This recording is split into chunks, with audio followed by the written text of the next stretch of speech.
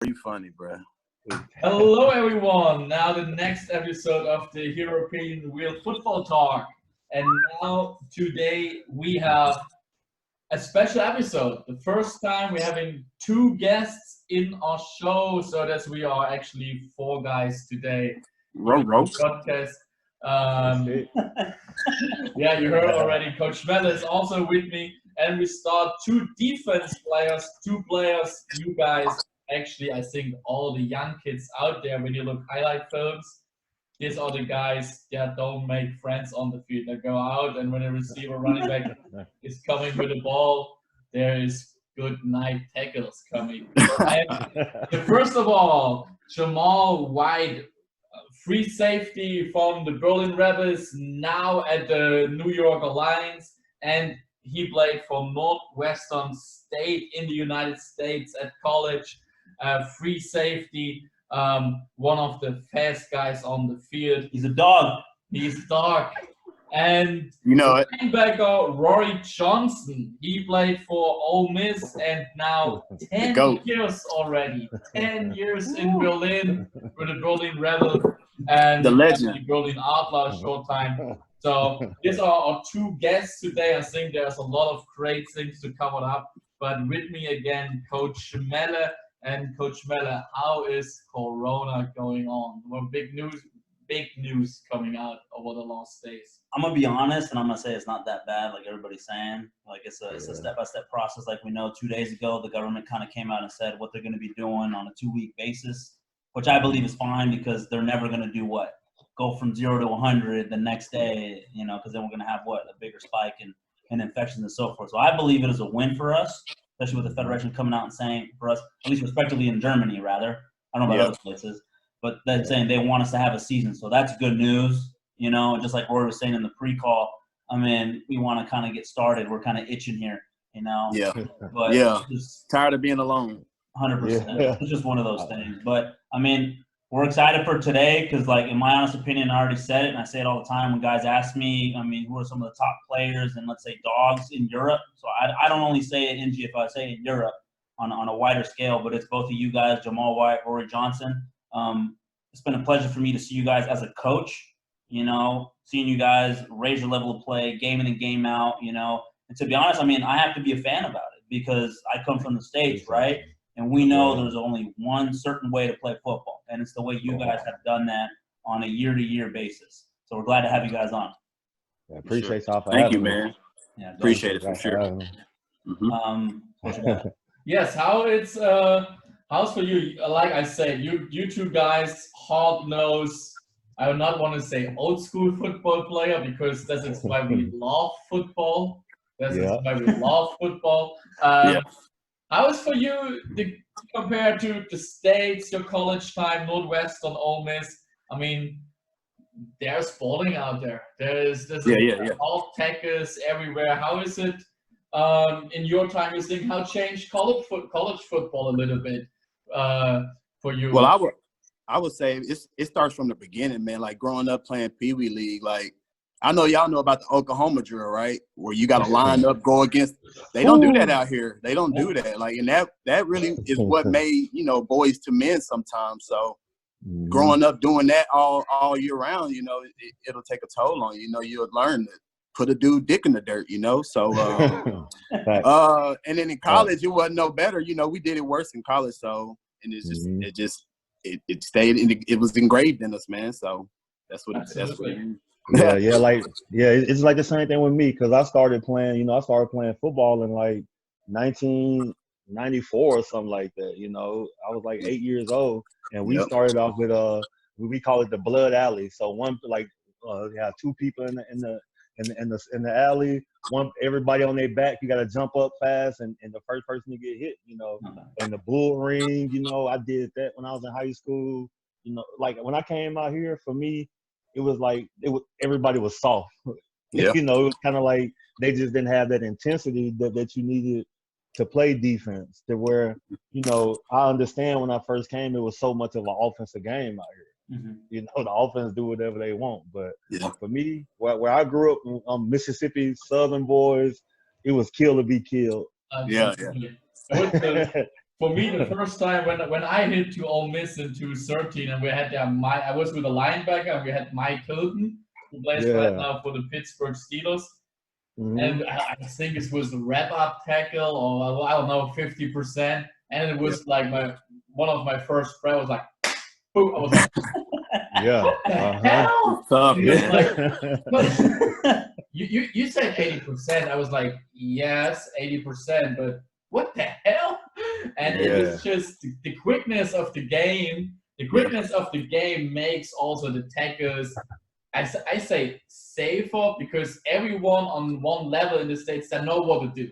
You know, you don't have a right receiver who turn around like carrying the ball on a Friday night, something like that, easy peasy. Yeah. Everyone know you catch the ball, I get hit, I get smashed.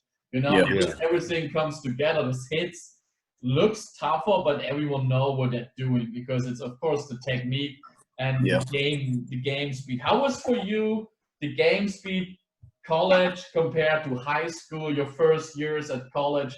Was it you have to adapt to it, or was like, Yeah, for sure. My freshman year going into college, man, I wanted to quit. Like, I wanted to quit football. My coach was a hard ass. Like, I didn't pick it up as quick as everybody else, you know. So it was hard. The speed was hard. Well, I was glad that I ran track though, so I had the speed, you know, to do other things and be an athlete. But when it came down to the plays, like those guys and the older guys used to learn your shit on my locker. So I would say the game was pretty tough, man. Just learning everything fast paced. It was a tough learning experience for sure. Coming from high school to college, for sure. Yeah. Because you know, when I was in high school, when I came up, for us, we played ninth grade football. So when I first moved up to the varsity, I pretty much had to start. So it was kind of like, you learn it, you out there, and, you know, I had to learn by fire. You know, I'll say like the hardest one for me was from JUCO to Ole Miss. That was my hardest jump, from JUCO to Ole Miss. What the people probably don't know out there, Rory, you play with Patrick Willis, so you make Patrick Willis to a Hall of Famer, or how is the story? I'm gonna say this much. I was his supporting cast. Rory took on the guards. Patrick Willis made the tackle. I did anything bro asked me to do. You know, so you know, for me being a linebacker, because I went to the year before, I was at the LSU Ole Miss game where he tackled the running back in like the goal line, and he flipped him. I was at this game. So when I seen this, I went downstairs like, I commit right now. I don't want to go on no more visits. I don't want to go on no more visits. I'm done. And just imagine, you got to know that about Rory, man. He played against Patrick Willis, like one of the greatest linebackers of all time. Like, bruh, of course Rory gonna be like that the way he is, man. You just gotta, I mean, hey, y'all better get to work, man. Get them feet out of something. Thanks, I mean, for a guy like you, Jamaal, I mean, going into Northwestern, because that's what FCS, right? Yep. Yes. So you were saying first year you were kind of like, fuck, I want to leave. I mean, did you have like a turning point being there? Like, was it something? Yeah. My coach was like, no, you're gonna get this shit down, like, because he knew he saw the potential that I had. You know, I was just a hothead kid, just wanted some attention probably at the time, and he made me stay and made me get on my shit. And that next year, man, my first game, I went out there and had like 12 tackles against Air Force. So it was good. I just studied my plays, man, and focused in, because I didn't really, in high school, you really don't have a guy like that out there that'll push you to, you know what I'm saying? So he pushed me and he made me do what I had to do. So I really appreciate him for that too, for sure. I was looking back at your profile deal from Northwestern, and it was basically saying you're essentially your coming out party was that sophomore year. Yeah. And I forgot what was it. There was one game I was like, I think you had 11 or 13 tackles in double overtime win against somebody. Sam Houston. That's what it was. That was one of my best games for sure in college. Yeah. And then it said apparently, I guess you played the last 9 games with the fractured wrist and all that. Yeah. So that's tough too, man. And out here, a lot of people don't realize that too. When you it's different from being hurt and injured, bro. Like you got a freaking, like if your ankle's like, you know, fracture or anything, that's being injured. You got to sit down. But if you hurt, man, if you got a banged shoulder or a bruised bicep, like Bruh, let's go. Wrap that Like, shit you up. Wrap good. that shit up, put So some icing my on shit it. was broke. Like I went and got like 3 opinions on my wrist that year, and I was supposed to be done for the season after the first game. So I was like, no, I'm going to get 2 more opinions. I'm gonna get on the field, man. I'm not. This is a wrist, bro. There's nothing wrong with my legs. And they can cast this thing up, and I can go. I've seen players with clubs on. Yeah. So I mean, like, I did it though my whole year. And I think I had the most tackles that year and the most interceptions on my team, for sure. No, That's just a little. That's a tweak. I look back at it too, even coming from JUCO and then working my way up and then coming out here. I mean, even now as a coach, you see it, right? And you try to tell guys, it's like you just said, like, are you hurt or are you injured? Because it's 2 different things. And for whatever reason, it's always the same thing. They're just hurt and they don't know, like, hey, I could suck it up and I'm gonna be fine. You know, I understand if you tear your hamstring, you pull it, we don't want you to play, like that's something different. like that. But like if you're like if you're beat up and hit, like, to be honest, you can still play and you can still practice. Yeah, Shake it off. Like, take that off, man. To be honest, I look back at JUCO playing in Southern California JUCO. I mean, they didn't give a shit. Yeah. It didn't matter how banged up you were. To be honest, the athletic trainer would clear you and say, "Oh, he's fine." He's fucking hurting for a week, but it's like he's fine. You know. It's different out here, man. I don't know, man. A lot of people, a lot of imports talk about that. Like a lot of guys out here are not really hurt. They just, I don't know. I guess they want to be babied. I really don't talk to them when they hurt. I go about my business because I got to get the other 10 guys ready. So True. If you're hurting, go and sit over there, man. Y'all cry. You cry over there by yourself. But other than Jamaal, that, you remember how we used to be together? They come out there saying they hurt. Oh, we finna be on their ass. We finna talk shit. Next, like, next person. Hey, bring me somebody else in here ASAP. Yeah, man. You guys will say that? Yeah. Get their ass out of there. Get them out of there, yo. We don't have time to hear that. I've never had players say that. I've done it myself as a coach. Like, I look at them and they're like, "What hurts?" And like they don't really have an explanation for it. And I just turn and walk away. I'm like, "All right, whatever." Yeah, man. Yeah. I don't know, man. I don't know. It's been time. Hey, I don't know. It's been times where I've been like 70% in some games, man. 60%, like hamstring sore, like damn near about to tear if I open up. Like if I run, and I put that shit to the side. But I mean, I hear you really got to be available. So that was kind of risky. But the physios and stuff I hear are amazing. So I love it. I don't care. It's all good. Gotcha. Yeah. So they take care of us. I got a question, and it's a big one for me, kind of going off of both of you guys playing together. I mean, Rory, I believe you had already played for about, let's say, 5 years. No, actually 6 years. And Jamaal 6 years. came in, right, at that time. And my deal is, like, because, for example, Rory, I assume you probably already had a culture established in Berlin, right, where you kind of had at least the defense on a certain mindset. Because then when Jamaal, you came in, I mean, at least for me, that was the year when I started watching more. When I had already gone back down to South after the North, I started watching some ball. Like, if we had time, I watched the live stream. And I noticed just you could just see the level of energy, the level of play just through the live stream. And having a guy for a guy like you, Jamaal, coming in, like, this helped you have a better transition going in and saying, hey, there's a guy like Rory already on defense who has the same mindset as I do. Yeah. Because it was kind of like all of them. Because I actually played at least 5 years being the only import on the defense. So I went years of just playing with the Germans, and then 2016 I actually came in late that year because they had another defensive end. I just kind of on the side a little bit. But for me, when I seen Jamaal, I was like, okay, I like this, man. I like he a Southern boy, man, and then he a nasty hitter, I mean? I like that. I was like, okay, I like, man, we're gonna do something good.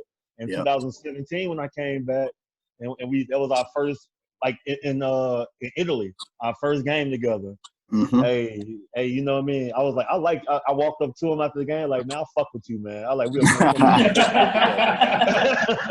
gonna do some big shit. Hey, it was easy though. It was easy for sure. Cause we knew some of the same people coming in and stuff like that. And Rory was a dog. Like it made it easier for me, you know what I'm saying? Because in college, I had someone similar to Rory, but not similar, but he was just get to the ball. And that's all I need is somebody just to get to the ball and run. We'll handle the pass. So I think we went undefeated for a little bit that year. One of those games we lost, I was banged up really bad and I couldn't do what I had to do. So I think that's the game we lost to Kiel. Yeah, y'all look skilled on Chris that time. McClendon and Xavier. That was our first game, our first loss that year. Yeah. So no, Rory helped me out a lot for sure. He kept that dog in me because before I came to Berlin in 2016, I took 3 years off. I didn't play ball for 3 years. So come around with Rory. I thought you were playing arena or something. I read something. I played like the last 3 games. Oh, okay. The last 3 games. It was yeah. It was just an opportunity, I thought. But I don't know. Kim Cucci hit me up out of nowhere, and I got an opportunity. I didn't send no film I didn't have a Euro Players account or nothing. I don't know how he found me. Just believe me. But it was cool. Yeah. I appreciate it. It was. I'm very grateful for that opportunity. See, I'm still here. Shit. Right. For you, for example, coming out then in that type of situation, how was that transition thing? Basically going from you were rusty, right? Coming out here and then playing. I really wasn't rusty. You know, I was still working out and stuff. I just wasn't around the football atmosphere like that. So yeah, I didn't feel rusty. I was nervous, because I didn't play ball in 3 years. I'm in Germany. Like, what if they don't like me? They gonna send me home. So I don't know. I kind of had a burst out year. Kick returns and punt returns. I never did that in college. Yeah, never. I didn't have not one touchdown in college. Not one touchdown in college. So I don't know where that came from. I guess that just came from wanting it. The want, just my name being new out here, wanting people to know who I was. So I took it to an extra tone. That's what it was. Right. And stepped it up. For you, Rory, how was that coming from basically Ole Miss? Was it Green Bay Packers? Green Bay. Yeah.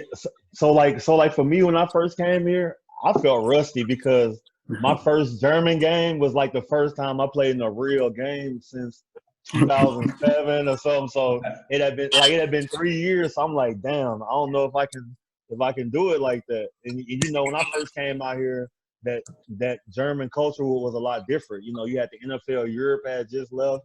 So when I first came, my Germans, who I knew I was better than, I got initiated. They was rough on me until, because I guess we had been out partying and stuff the day before training camp, and I walked into training camp and they was like, oh, who this goofy dude?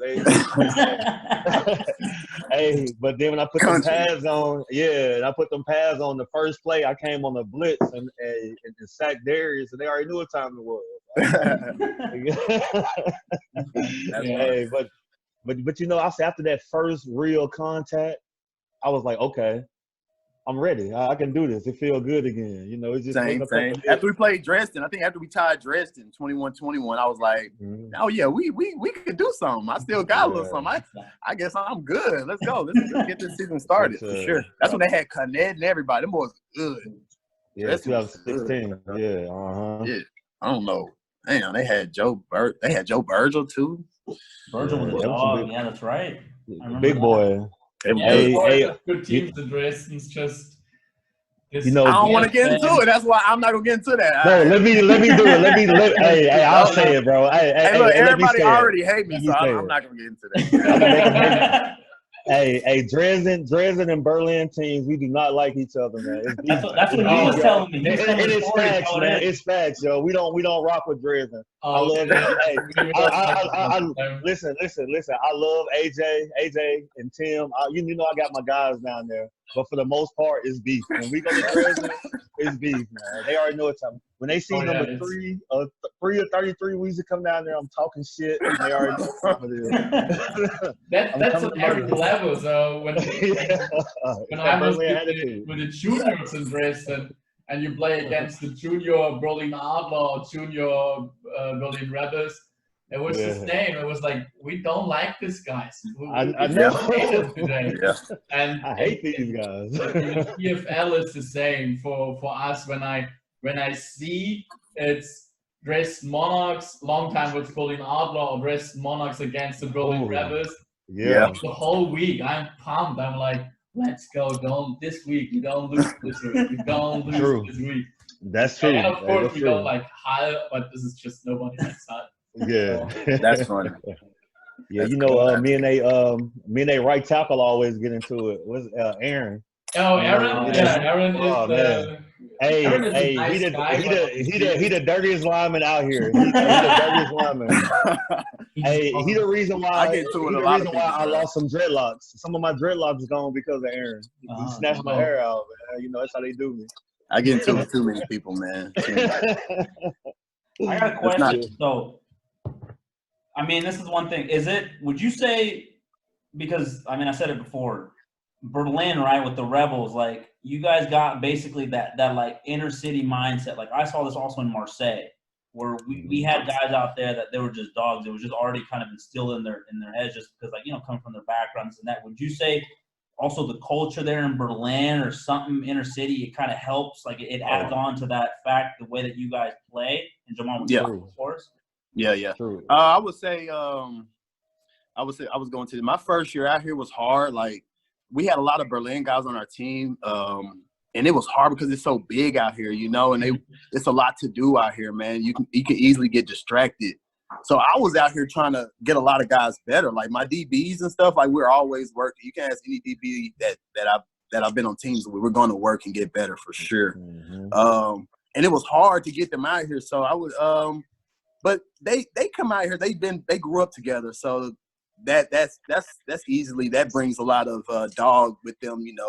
Growing up with each other, playing with each other since the youth. So it was a lot of dogs out here in Berlin. Like those older guys, you probably don't know Orkan, Borsch, all those guys. Those are good. Those are good guys. Didn't really grow up with a big football background.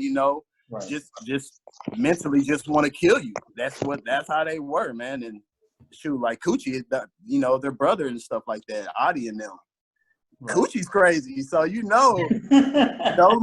we had a crazy team, and he brought that energy, that Berlin energy to that team that year too, for sure. I would say, and Rory's still there, so he would tell you more about it. But when I was there, those guys were good. I like those Berlin guys for sure. How's the transition for you now, being in Braunschweig, now playing over there? I would say it's a lot more discipline. Okay.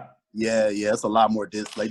They do things the right way. Well, I wouldn't say Berlin wasn't doing them the wrong way, but they do everything the right way, the little things, So it's Tomlin and Likens, they're over there running that show over there. Not them too, but they're really good coaches. Yeah, that their background and everything. They're really good coaches. Yeah, for sure. Smart. How was the first time you meet Walter? Walter is a legend. Walter, man, he is a fool. Walter is crazy. Walter will cut you. I know he's just playing, but Walter is crazy though. He is. When I was there 2011, there was two things I will never forget. First of all, in Dresden, I was always to turn the lights on when we have practice. Okay, so I'm new in Braunschweig. I want to show how good I am. So no, turn the lights on, and then he started yelling. Hey. What the fucking world is turning my lights? I'm glad I can't understand him. Oh yeah. I'm glad I can't understand him. We had a defense liner, I don't know the name, a huge guy from the United States. On his first day, he took him with about pads and helmet, and he only speaks German with him. And I said, Walter, he don't understand you. I'm German. I don't care. And he don't care. They don't care, man. Hey, that staff is really good over there, though. They work hard, man. They love. Oh yeah, he's a nice guy. I mean, we all. Yeah. That's why I said I will never get mad at him because I know he's not serious. We laugh and joke all the time, though. So yeah. I be coming over just wrapping them up, bear hugging them, not letting them go. So yeah, it's good times. Walter's cool, man. Walter's cool. Yeah. How's the mindset there, especially from the defense now? Is it anything different than what you had in Berlin, or what? Like I would say, no disrespect to anybody, that for sure, not for me. I just say the guys are just a lot smarter there. It's a lot of smart guys in Braunschweig, just doing other things in life. Accountants or it's just different things. So that brings a lot to the football field, man. If you can learn some difficult stuff outside of football, you can come in and learn some X's and O's for sure. It's just different. The agility part. You being on the field doing it. You can know it. That's the problem too. It's just a lot of guys over there that know it, just sometimes can't do it just because of the agility, So, I mean, but those guys are champions, man. You ain't got to say too much. Those guys are fucking football heads over there. They love football. They're around it. We around each other every time we live. We live. That's another thing about Berlin. Everybody was so spaced out. We didn't really have a lot of chemistry. We was just around each other during football.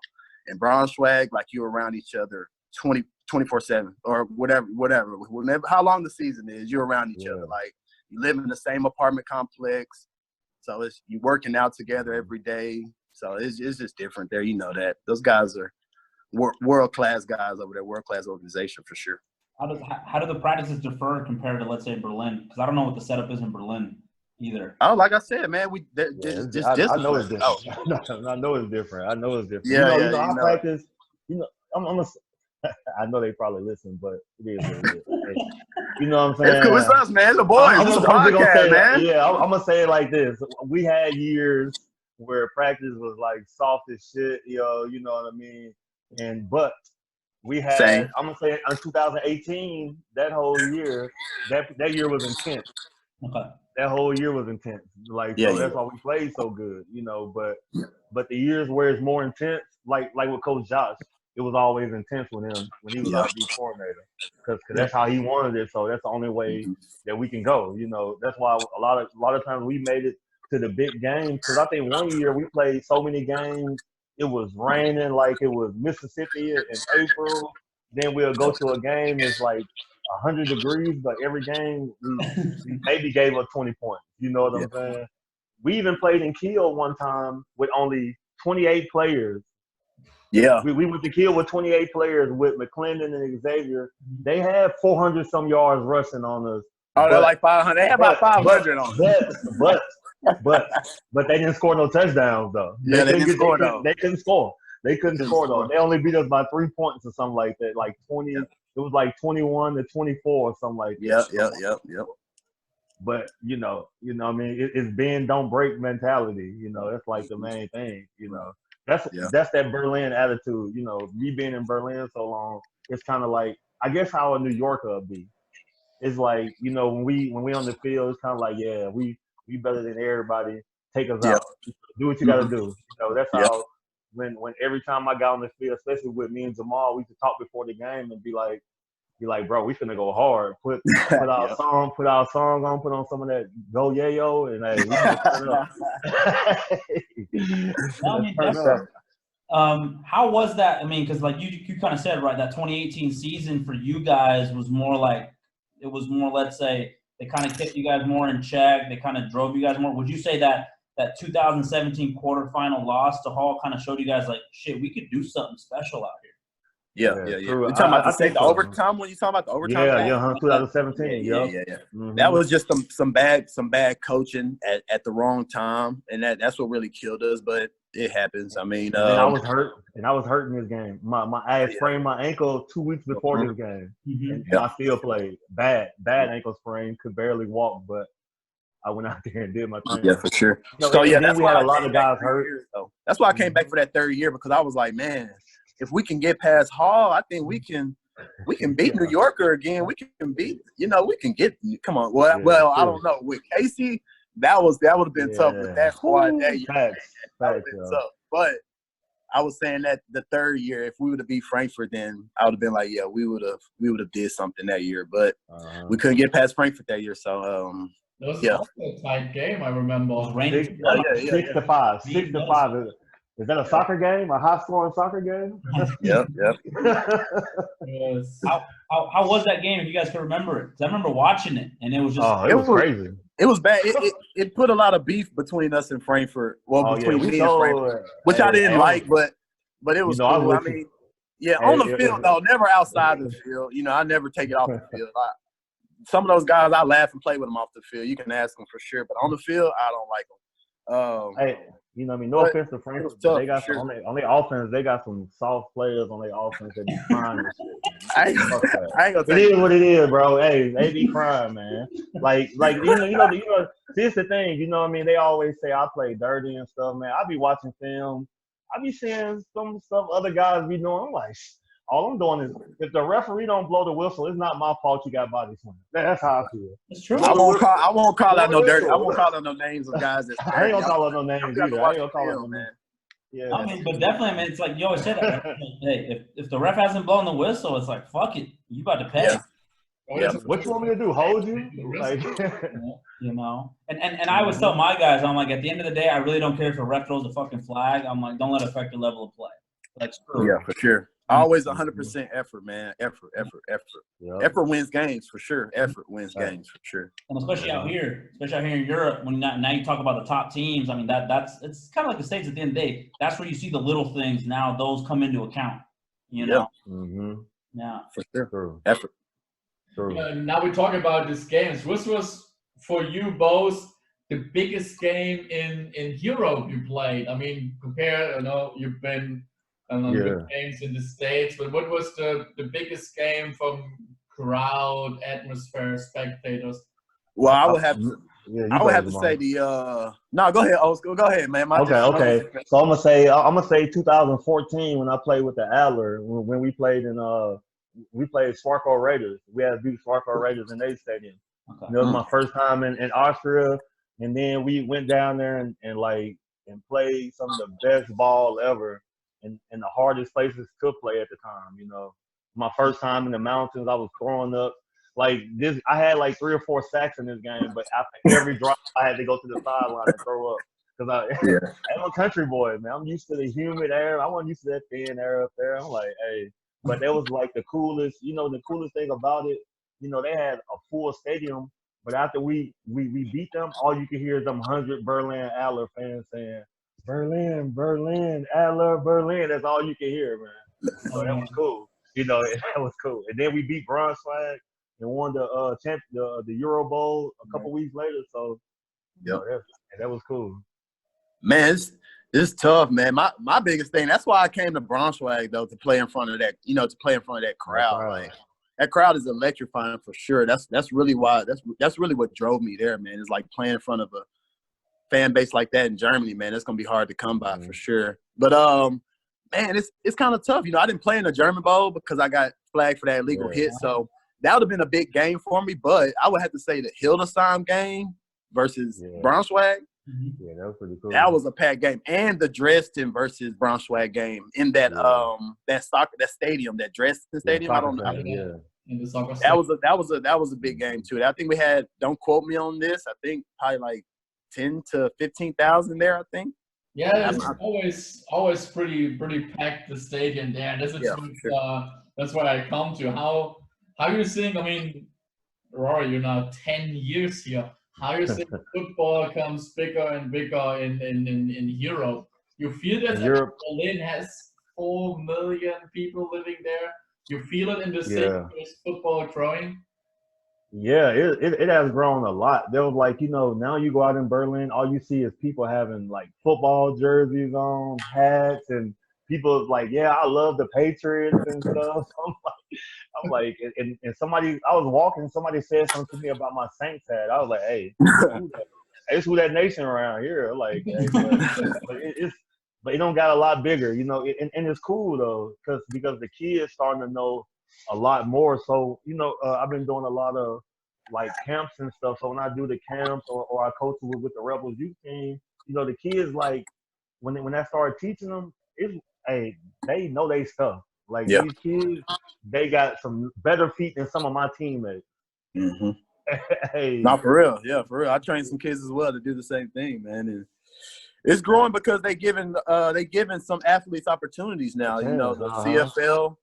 The CFL things that's what should drive a lot of Europeans like that's listening or watching that to go hard to like you can make it somewhere in this with playing this football. Like you just gotta grind. You just gotta figure out what you want and go get it. So I mean it's growing because of that. I would say it's growing because of that. I think it went down from NFL Europe, so it's doing like a spike back up. So since I guess the kids are able to go to do these combines and stuff and go to college from youth teams and stuff like that. So that's pretty cool. I didn't know about that. They probably been doing that though. Yeah, there's one from it's a kid from Berlin that played. He went to Arizona. Yeah, I know. I trained him. Roberto. Yeah, I worked with him a couple times for sure. That's my guy. That's my guy right there. Brenton Collier earlier this week on the show. He's like a guy who. Yeah, I know Brandon. Yeah, we know. Yeah. I heard about him for sure. 61 Division I scholarships. That's what's up, man. For the culture. For sure. Man. Shout out to Brandon, man. Shout out to Brandon. Hey, shout out to D, man. Putting them on. I'm definitely gonna try to connect with him for sure. Would you guys say, I mean, and you guys have already seen this, right? Like you're kind of already talking about where you're noticing kind of the kids are more keen to picking up the game, they're more interested. Is this something that you look at that, let's say, I mean, first of all, you guys are doing it firsthand, right? And would you say this is something where you would think more imports should kind of maybe, you don't have to make it a business, but you guys could all work together and set up like legit off-season camps if you guys wanted to. Yeah. I can't believe this. And I've even told Nathaniel Robazai, so Roby and Hall, I'm like, since like he's one of the guys that wants to do it, it's like if you guys go out there, you guys, doesn't matter, you get the top 6 guys in Germany, for example, you guys come up with some sort of, you call it whatever you want to do, come up with a business plan. I mean, kids will come to this because kids are already I know. Right? And I'm not gonna lie, some of these camps are crap. Like some of these camps, like they're not learning anything, and hey, thank you for telling me that. Yeah, they not. I'm kidding. Hey, look, but I'm definitely. That's why I've been out here so long. I'm definitely going to get into business. I'm definitely going to get into training those, some cats around here that want to take it serious to go to Canada or the NFL thing, NFL stuff. I want to do something like that for sure. Because that's the thing. Because even like when you talk about it, and you got certain guys. Like I mean, I do this with Brandon. I've been doing it since 2014, and also helping out doing combine prep stuff, and I've been doing that with NFL as well right now. But it's like this is the thing, and people don't understand. It's like you can't make it a monopoly where you're the only one that does it. Like you need other people help. Yeah, true. Like, just for me saying it, like I can't keep doing what I used to do, especially now that I've just full on more coaching. I still get some athletes and train them and make plans and all that, but it's like essentially you also need more ambassadors throughout Europe and Germany helping out doing this because there's too many kids. You know? It is. You can't expect, right. You can't expect one person to go out there and I'm training 500 kids. I mean, yeah, but how much quality you getting, Yeah. Way to kind of set it up to where, everybody's helping out the game growing, especially like you guys said. Like, and every import for the most part has the same experience. They found a way to work their way through adversity, especially high school, then college. For whatever reason, it's just the way life is. And we know this, God puts us in certain situations where, let's say, we can't make the jump. You come over here to Europe and you find something, you find actually what probably you're made to do. Now you're in that situation to give back to the game, especially in a scenario where you say, hey, like Europe is starting to become like the States where like parents, for example, they invest more money in their kids, training. So it's there for the taking, Yeah. And that's the big thing, especially like, I mean, now that you're driving stuff, you got a former alumni guy there like Soren. Rory, have you been working with Soren a little bit, playmaker? Yeah, I actually went to a playmaker camp last year. It was pretty cool. I was down there in, I think, Coburg, Germany, in the south somewhere. Yeah, it was pretty cool. It was nice. Yeah. The coolest thing about when I go to camp, everybody, it's always a lot of linebackers. So I'm like, what's going on? They was like, Rory, I heard about you. They was like, the funniest thing, they always like, yo, Rory, you the one that played with Michael Orr and P. Willie and Dexter. I was like, those my guys, man. Like, absolutely. So we have next week on the show. Yeah. Who do you got next week? It's Soren from Playmakers. Oh, for real? Oh, yeah, that's what's up. Yeah. I haven't seen him in a while. I think a lot of people don't. A lot of imports don't do that because I mean you got to find the ones that stay in here though. Like I mean, I guess you could do it during the season, but a lot of them. A lot of imports that I've came around, they plan to do it the next year and then they don't come back sometimes. Like One hit wonder. So I mean, it's nothing wrong with one hit wonder. My boy Basil, man, he kind of that was a good opportunity for him. I worked with Basil a lot. Yeah. Man, I was talking shit to him during the game. I told him, hey, bro. I told him, I like, don't talk to me. I like, talk to me through Jamal, bro. Are you crazy? Hey, so we actually talked about doing that, but I don't know I don't know if a lot of guys will be on that wave though, like to link up and do something like that during the summer, like. I've been out here for 5 years. And I've been waiting to do that with somebody, but I think it's a lot of people doing it already. Like you got playmakers, you got other camps that go on. So it's like you don't want to step on anybody's toes or anything like that. Just out here playing football, I guess. You do what you gotta do. Fuck it. You're already stepping on toes.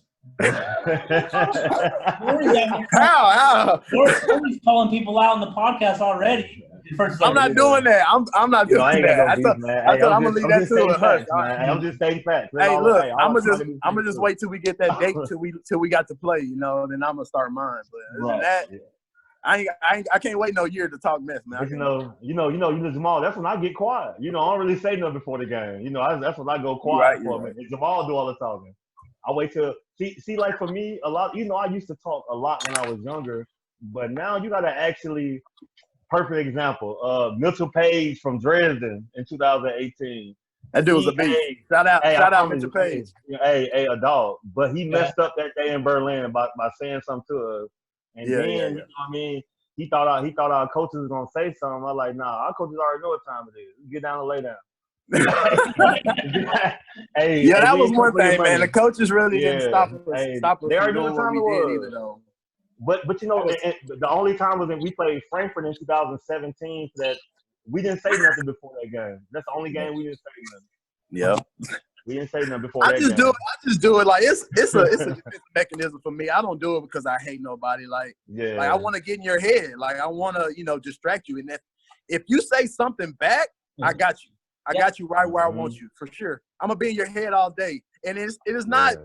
I mean, I do it just for fun and games, but I'm not serious about that. Like, come on, man. I'm out here having fun playing ball, but I will talk. And a lot of people can say that. I think I talk more than Rory. I talk more than Rory.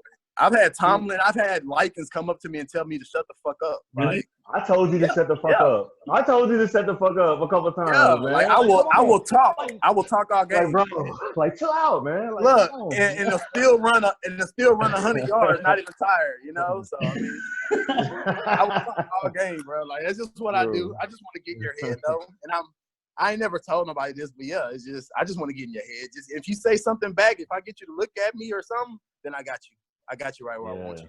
I mean, it's funny you say that because I remember I used to talk, and then our JUCO coach got that out of me real quick after one game. I got punished. He had lines of gazelles against every top player on the team. That fucking sucked.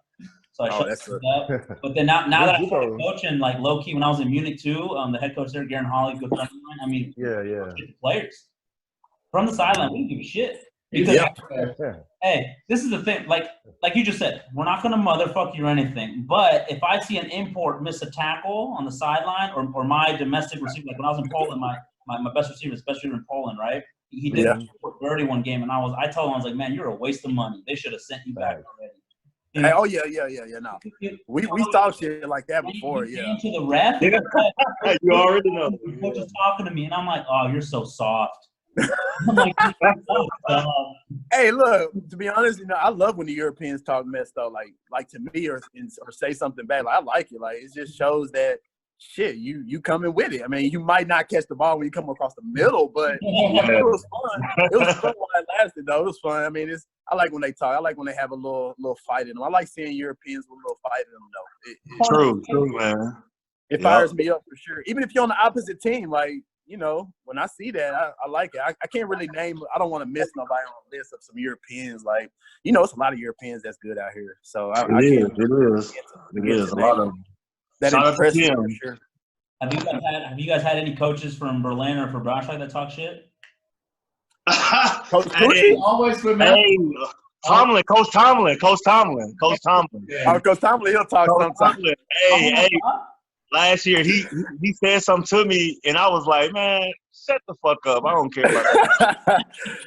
Tomlin, he'll get a little remark in there, but Likens won't say much. But Tomlin, he'll get a little remark. They had to get Jamal. They had to take Jamal from me to talk shit to me. They didn't say nothing to me in 2018. Well, shoot out to the coaches of the Berlin Rebels and the Braunschweig Lions. They're great coaches, Tomlin, Dave Likens, and Cliff Madison. And Doga, I don't know who now the head coach is. Kim Kuchi is not more there. Josh Mondo. Josh Mondo, yeah. They're good. I mean, Clifford Madison is actually the guy why I started coaching football. In 2002, I was a little boy watching the game at Dresden and sitting there with my friends, and everyone, kids are like, oh, who you want to be? I want to be the quarterback. I want to be this, and I say, I want to be this guy, and everyone looked at me like, this is the head coach. I was like, he's cool. Everyone is moving when he says something. Yeah. I think this is the real deal. So That's funny. So I hope Coach Madison listened to that. So Coach Madison, this is why I started coaching after my playing as a junior. So I thought this was always cool for me to be seeing how coaches on the sideline doing, and of course, also I sometimes I say something, but Yeah. it is what it is sometimes. It's football. It's football. You're supposed to be like that. You know, it's an emotional sport. You know, it's 80% mental, 20% physical. You know what I mean? If you, just like Jamaal said, like for me, I'm like, when I used to talk, I'm trying to get in your head, but at the same time, we can take it outside. You know, yeah, it don't matter. You know what I mean? Like you know, for me, it's kind of like if you want to do that, we can do that. You know, it's like however you want to play. But I'm an '80s baby. You know, I'm an '80s baby. Grew up Oh different. no, Roy. No, don't get me wrong now. But if I get threatened outside, like if it takes, Oh yeah, you already know. Like, but, I'm just yo, it's all good. yeah, I will handle business, but I'd rather keep it in on the field though. Yeah, sure. I try my best to. Yeah, for sure. It can't get ugly.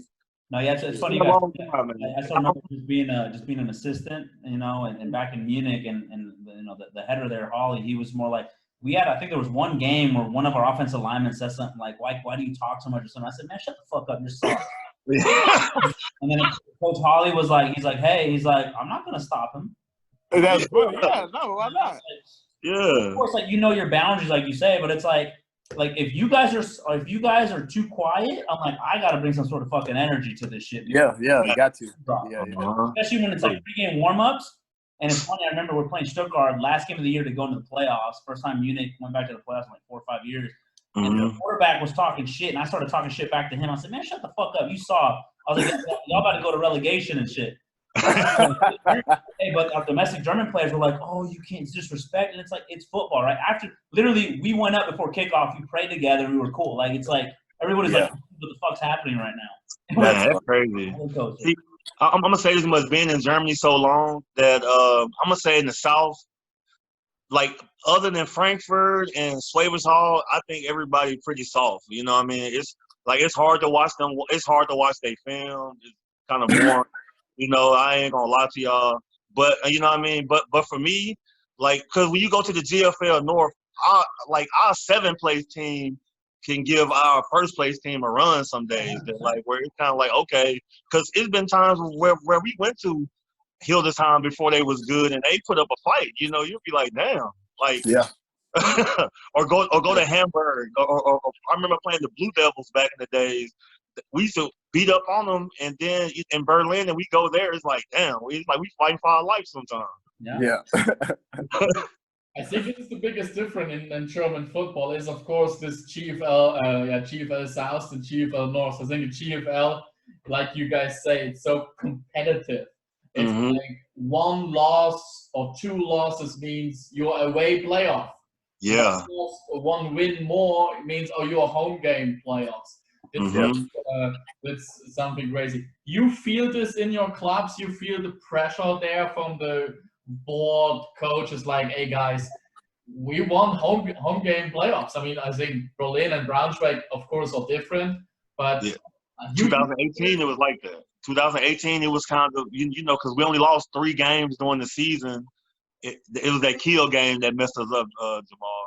But we tried our best to get home because we knew for us, if we play at home, it'll be an easier game than us going to Frankfurt or Schwabers Hall. Because the way we feel like if we play the 3rd or 4th-place team in the South, like, okay, this is going to be a win, and we can get ready for our next game. You know, it's kind of like playing, just any other team other than Schwabers Hall or Frankfurt was good for us.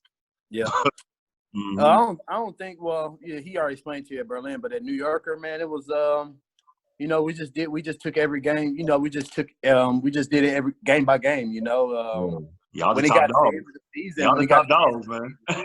We come, At the end of the season, we were like, we need to lock up that home spot and all that. But yeah, those guys are. You know, man, the guys that's over there running, like I'm gonna say it again, they got everybody disciplined. They got everybody on track. not a lot of people lacking on that of understanding what's at stake of, being at home or anything like that. So those guys put it in our head on what they want, and then we just work to go get it for sure. Yeah. Okay. So let's go about to this season. We don't know. Maybe we talk about already the 2021 season. But in Braunschweig, there's some players retired. We hear a lot of old dogs retiring.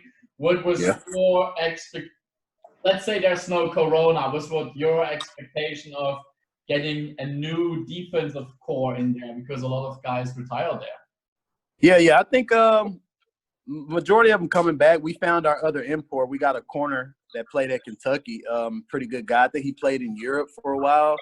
But I think we pretty much got, the entire – not the entire. We lost Tissy. Who else we lose? Finka. And that's about it. Just Finka and Tissy gone that I can really think. Retired too, right? The French guy, the Swiss guy? Oh, no, he went back to you talking about Kevin Falk, right? He went back home.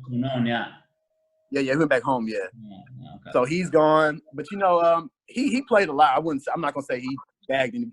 But, David really took, had that spot, for the most part until he got hurt and stuff. So, and David's coming back.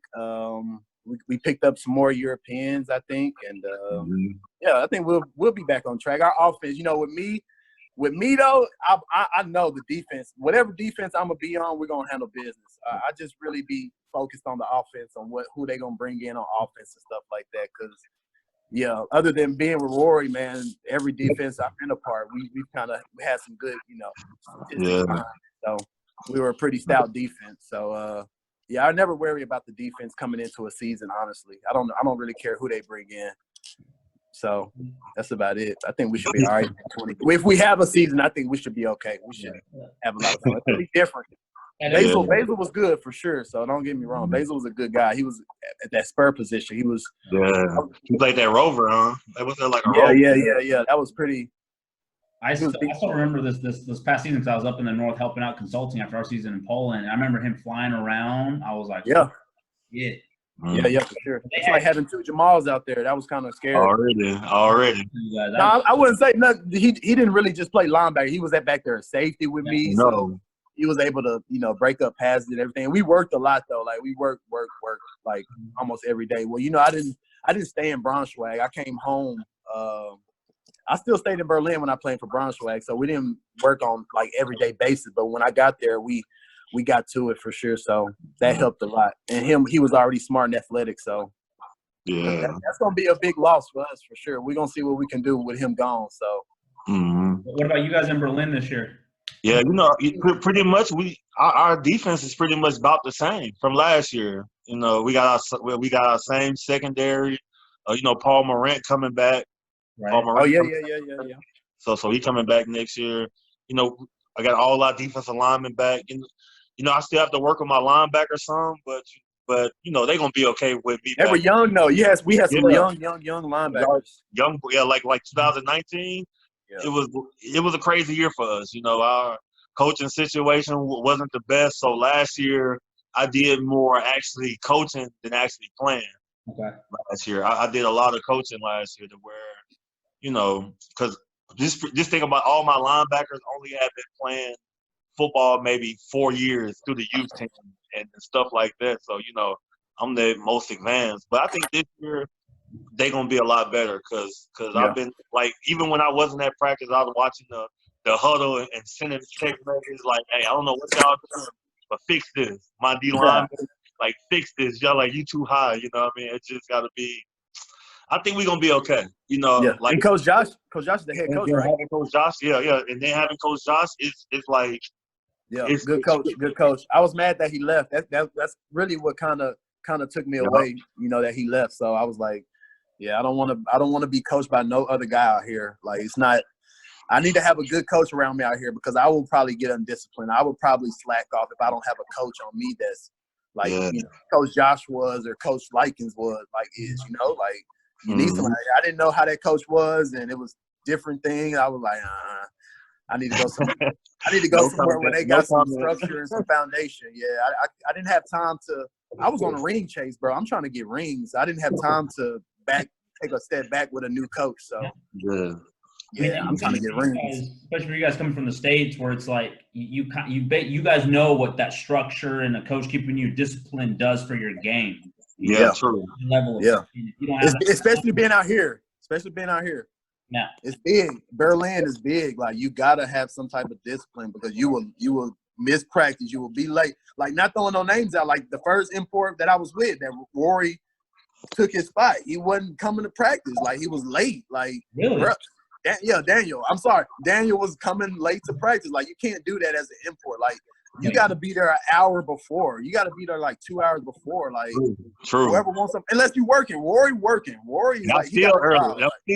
I'm still early. At least 40 minutes before everybody. Some guys like me that's just out there playing ball. You know what I'm saying? Until now, you know, I'm probably gonna pick up a little job, but you got to be there out there early, bro. Like, you got 10. Well, probably I would say 8, 9 other Europeans on your team that don't really know as much as you do. So get there early, like 2 hours early, and work. Like, you're not doing nothing else. All we gotta do is practice, watch film, and that's it, bro. Yeah. So I mean, your day could be towards grinding, bro. If you really want a championship, some people want to come out here and enjoy it, and that's one thing. But me, I don't care about seeing no tourist shit, man. I'm trying to play ball. I can't really play ball, man. Hey, Jamal, you remember? You know what I hate about here sometimes? It's like we'll go to the meetings.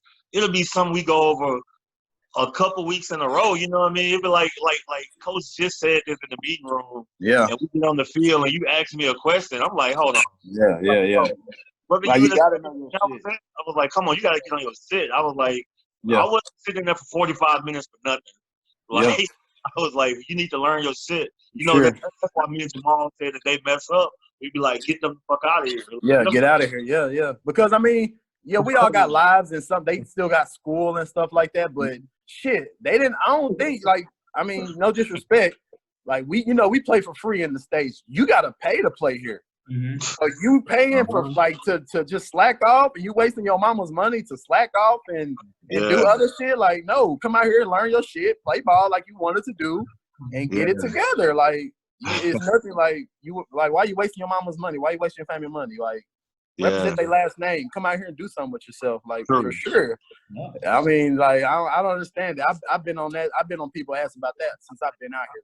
Like, bro, stop playing around, man. Like, learn your shit, bro. Because if you get beat, I get beat. You know what I'm saying? You make me look bad. You know what I'm saying? So I can't have that. So yeah, for sure. Like, we've always tried to, get people together to watch film and stuff. Like, and that right there was hard in Berlin sometimes. We did it multiple times though, for sure. We had our times when we watched film together, but that's a big thing too, man. You just gotta come out here and be about your business. For sure. The game. You gotta, the main thing about guys, like Jamal said, they start to slack off to where, being at Ole Miss with Patrick Willis, he taught me how to watch film. Yeah. So when I came out here, my game consisted of more, I work out, and then during the season, every day I at least watch at least an hour's worth of film every day. Yeah. So, for me, during the game, being a linebacker, I want to know, being the Mike, I want to know what Jamal doing. I want to know what everybody doing. Because a lot of Jamal used to cheat on some plays. I used to know where he going to come down to, and I'm like, okay, I'm going to run against Frankfurt. I ran that running back straight in your alley, man. 2017. Like, just set people up like that. It's just like where if I see an offensive lineman, like for me, I know every play a lot of times where I'm changing plays. Like, that's what I like about Coach Josh, that he let me be myself and I can play free. That like when I come on the sideline, I'm like, yeah, Coach, I seen this, so I switched this around, and it was okay. Yeah. Y'all had that connection for sure when I was there. Yeah, he let you do what you wanted to do for sure. No, that's definitely one of the things where we look at, and it's like, I mean, especially right now. I mean, that's why kind of for me right now, I understand the whole Corona situation. We can't practice, but it's like I'm making you guys watch film. I'm quizzing you guys because this is the thing, right? Like you kind of said, the second we start up, if and when that happens, it's go time. You guys, I'm not fucking installing. Like if you think I'm still installing, y'all crazy. I didn't put together an install and cut-ups and all that for you guys to sit there and just hold your dicks. Already. Not for real. Yeah. No. True. What's going to happen off the bat? I'm going to know what guys know their shit, what guys don't, and I'm gonna go with the 11 guys that do. And if guys start complaining, I'm gonna say you're chilling at home during this whole Corona lockdown. Like, you should have known your shit. You should have asked questions. Mm-hmm. And that's the thing where you look at it. It's like, I mean, I don't know how it is for you guys right now with the whole Corona lockdown. What are you guys doing? At least, I mean, Rory's got his construction. Yeah, I've been working. I'm working every day, 7 to 4. What do you guys do? We out. At least that you stay in shape, for the most part. Yeah, for sure. Yeah, no, I grind. Yeah, we working out for sure. I think the coach Likens send like installs and stuff as well. Yeah. I know Tomlin's doing it. That's about it. I'm still working. Yeah, that's about it. Working out. Same old. Everything everybody else doing. Bands and ladders and cones. Man, that's about it. Yeah, I jump on my bike. I got a bike at home. I jump on. I did some abs the other day, but it hurt me so bad. I was like, I'm done with that. Yeah, but I ain't gonna lie though, man. I've been chilling. Not on the football tip. I've been on the PlayStation a lot, just enjoying time with my dogs and shit. Other than that, yeah. Other than working out, that's what I'm doing. PlayStation, chilling with the dogs, walking the dogs, just doing stuff like that. Seeing Berlin, because I ain't seen Berlin yet. I ain't been everywhere out here yet. So I've been everywhere. Me ask David McCanns, man. Me and McCanns used to be everywhere in Berlin. Yeah, hot daddy, man. Hey, hot daddy, man. We used to have Berlin on fire, man. That's my guy. Me and McCanns played against each other in junior college. When I was at Hans junior college, and he was at East Central. And I was a sophomore, he was a freshman. That's my dog right there, man. That makes it good too, man. When you come out here and you already know somebody like me and Basil, he went to the same college as me as well, same neighborhood. Yeah. He went to Northwestern State for like a year or two. Yeah, so I was like, oh yeah, you little bro. Yeah. Oh, yeah. Already, man. Yeah. But I never came into a situation where two imports really don't like each other, other than like the situation you and Daniel had. But that's another thing. But other than that, but I can't say it wasn't really no beef with him though, man. I love little bro, but what I mean, he was messing up. He wasn't about it, bro. He wasn't. Yeah, but I love him though, man. I love him, but he came out here being lazy. You can't come out here being lazy. Being an import. You got to set an example. You have to be on time, because they always watching. Everybody's watching. Hell yeah. My first when I first came here, everybody was looking like. Yeah, so so I had to make sure I was on time. I had to make sure I had a water bottle in my hand. I had to make sure I was doing extra off the field, after practice. Yeah, I had to make sure I was doing that because I know they was watching. And if you got eyes on you, man, that's a good thing, bro. That's a really good thing for sure. That's because of me though, because for me, being at Ole Miss, that if you was on time, like the meeting started at 8, if you made it there at 8, you was fucking late. At Ole Miss, you had to be there 20 minutes earlier, 15 minutes earlier, you're on time. So for me, I always tell my guys, they come pick me up to go to practice. If y'all not on time, don't curse y'all out. Don't curse y'all out. Be here at 6:30. I want to be there about 6:45 every time. Yeah. And another point, that's what makes it so good at Braunschweig. Like those guys there early to every meeting. Actually, man, we have about at least 30 guys, 20 guys, before practice, an hour before practice, working out or doing something, warming up. You can't just come out here 30 minutes before practice in your sweatpants and house shoes.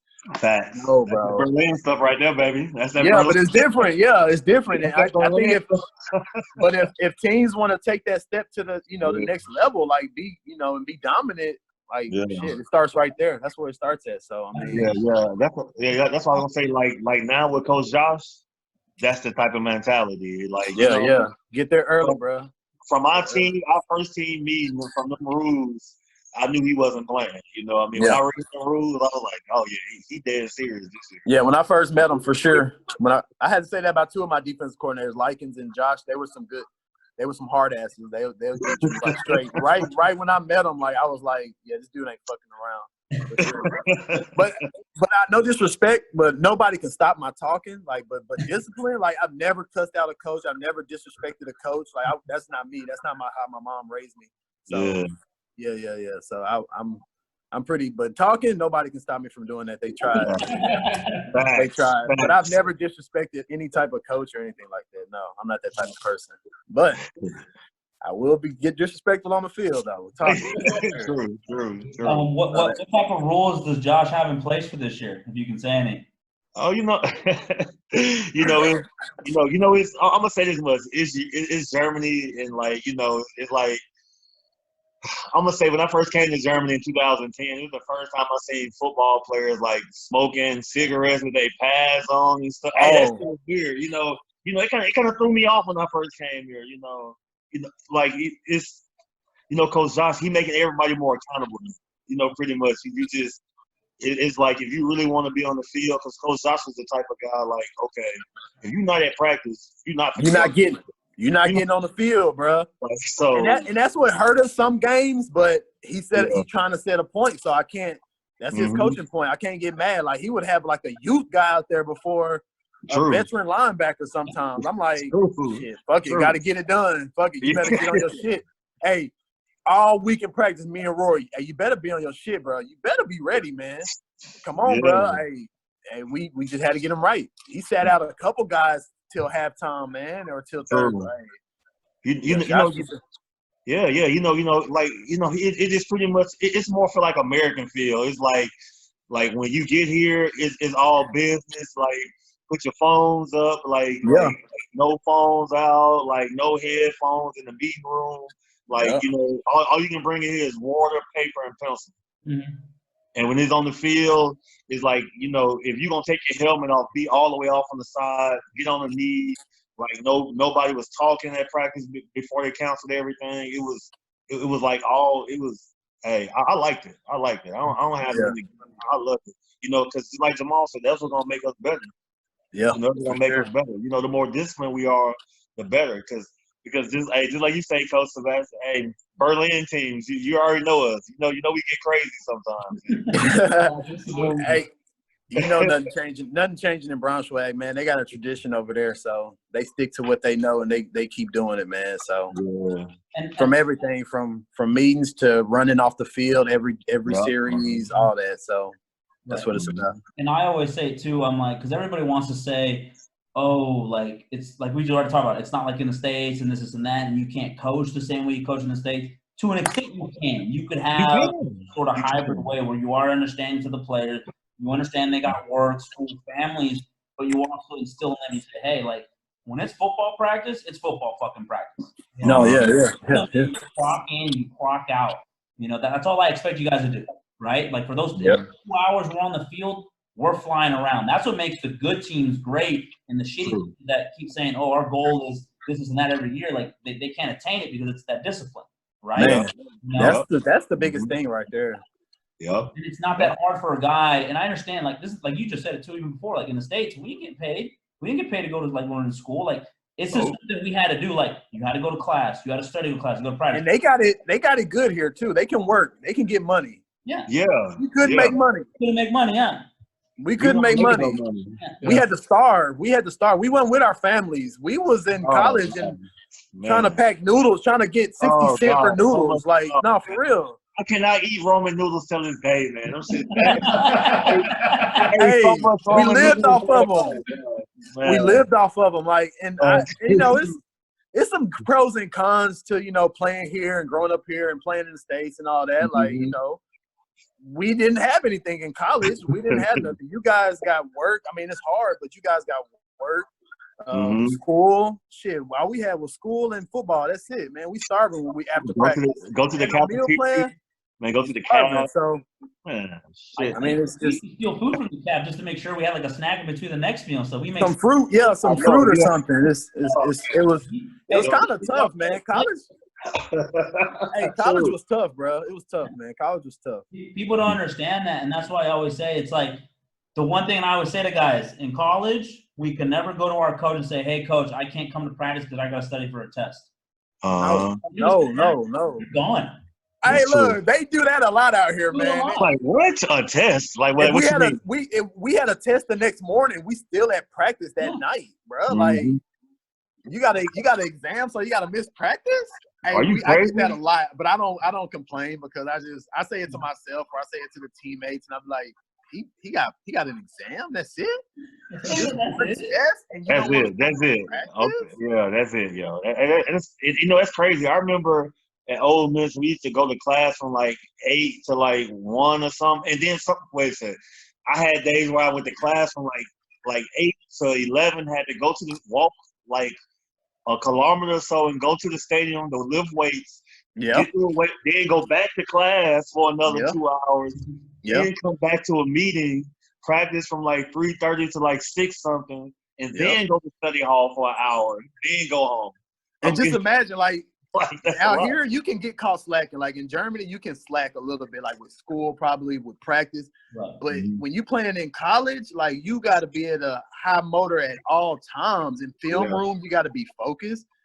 Practice, study hall, you got to focus again. Like it's all it's pretty tough, man. We got it tough too. I think we got it tougher than the Europeans out here when it comes to. Oh yeah, and you also get controlled. I remember when I was at Ole Miss, I getting a list of names, so I was for the outside linebacker, and then I just have to check if you guys on class. Yeah, I remember.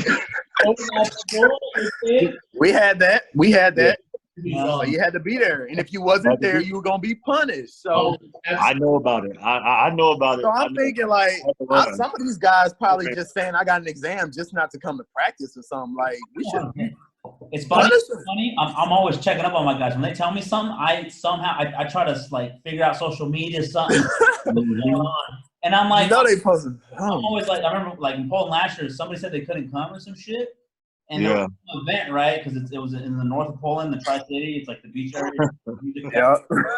Like Travis Scott was there, all this shit.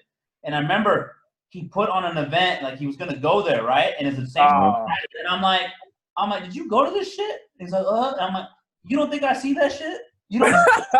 Boo-boo the fool, man. Boo-boo the fool. Hey, man, you can't. Hey, bro. If we had an event in college, like if we had like a little like a grill out, like somebody barbecuing and practice is like 10 minutes, we are sprinting to the locker room, bro. Yes. We are sprinting. We not. I mean, that's a different mentality, you know, because I would say we did have like, you know, guys come in like, hey, I'm trying to go to the NFL. I'm trying to get this, that, and that. So they be like that. But now with Germany, with these European youth, they can be like, oh man, I can go to Canada. I can go to the NFL.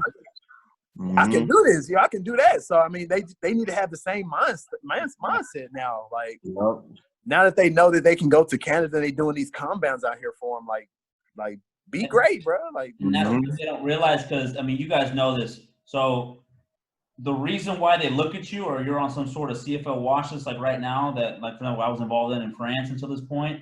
Yeah, they know you're talented enough, right? They're looking at the intangibles, like. Are you showing up to practice on a regular basis? Are you smart? Because they talk to your coaches. Like they even said it. We're not going to take anybody if the off the field issues are not in check, because they know that's going to be the hardest part for you. Getting accustomed over there in North America. It's like to an extent the athleticism, bigger, faster, stronger, so forth. But can you show up to meetings on time? You know? That's the biggest thing. Yeah, that's what they look at, and guys over here don't understand it. Like my guy that's at Rhode Island, one of my kids that I train, I know him since he was like 14, 15, and now he's at URI playing ball. You know, he said that's very different than Europe. He says he told me, he's like, and we had him on the show a couple of days ago. He's like, every day is a game day for us.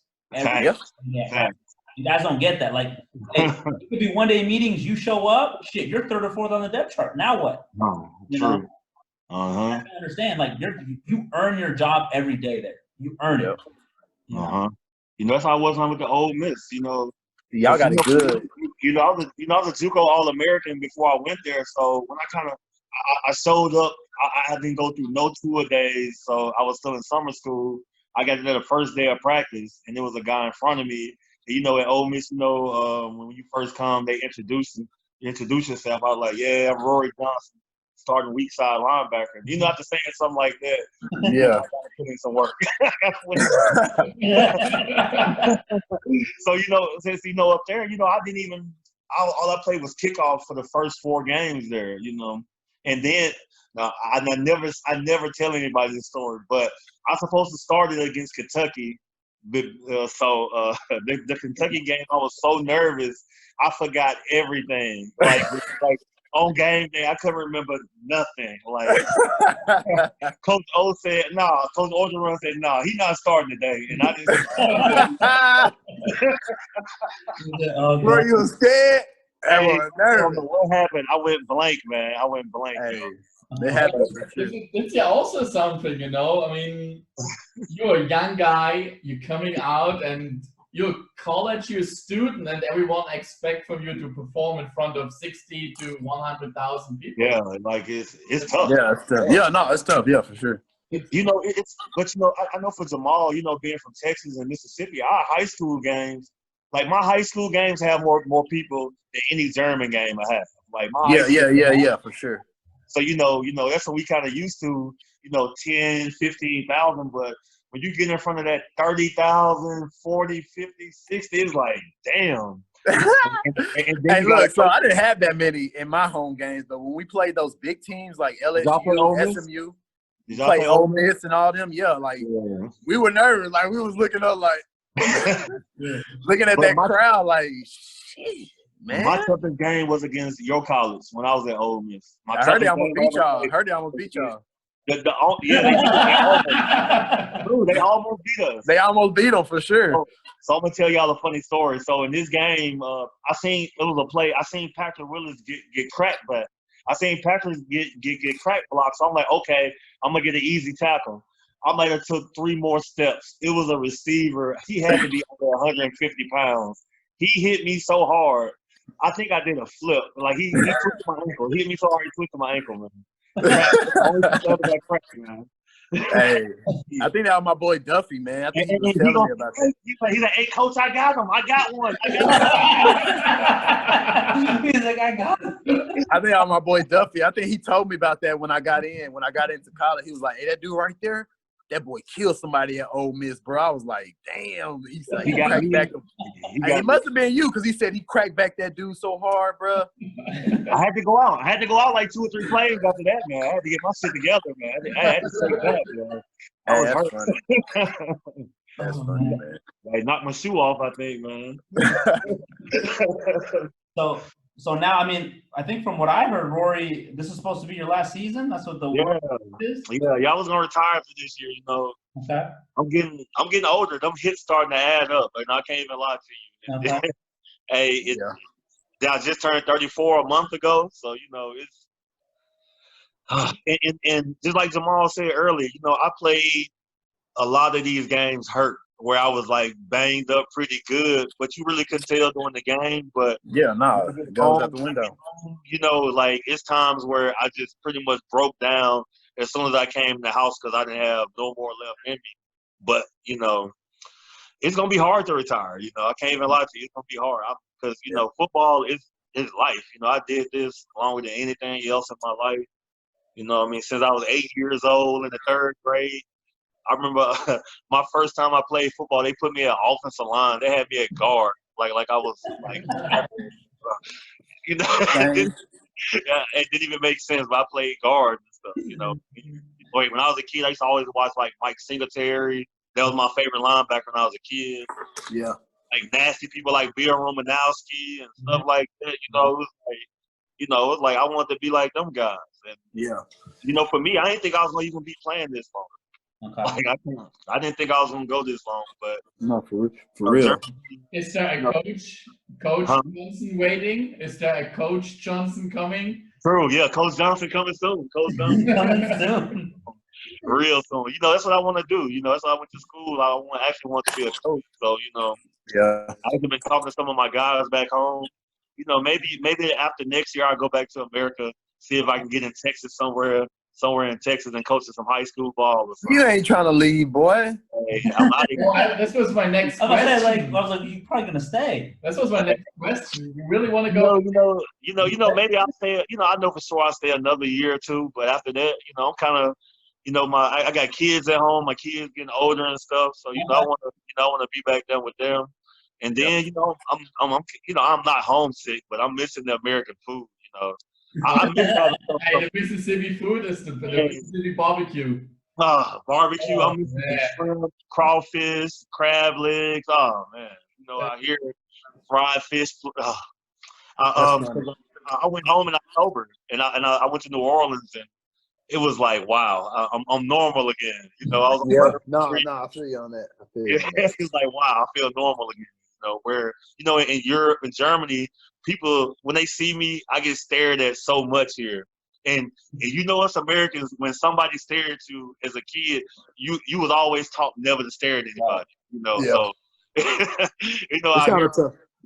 I mean, I like it. I love it out here, though. So I Yeah, mean, me too. I love it too. I see myself staying. You stayed a long time though. I see myself staying around that time too. So Sure, man. especially with these kids being able to have this opportunity to go to Canada and stuff, man. I want to. After you, Jamal, I mean, you're what, 29? You already said. So how many more years do you think you got left in the tank? Because play. High level. I actually told myself that after if I get to play in another German Bowl or play in a German Bowl, I was gonna retire after that. Yeah. Because I mean, what else am I out here for? You know, I'm older. I'm like 30-something. I already won a championship, so I'm like, I'm gonna be done for sure. You know, we all know it is not that easy. You know, you have no, you have to ring. It's not easy. And then say I'm out. Yeah, it's hard. It'll be hard. In football to say I'm out. Yeah.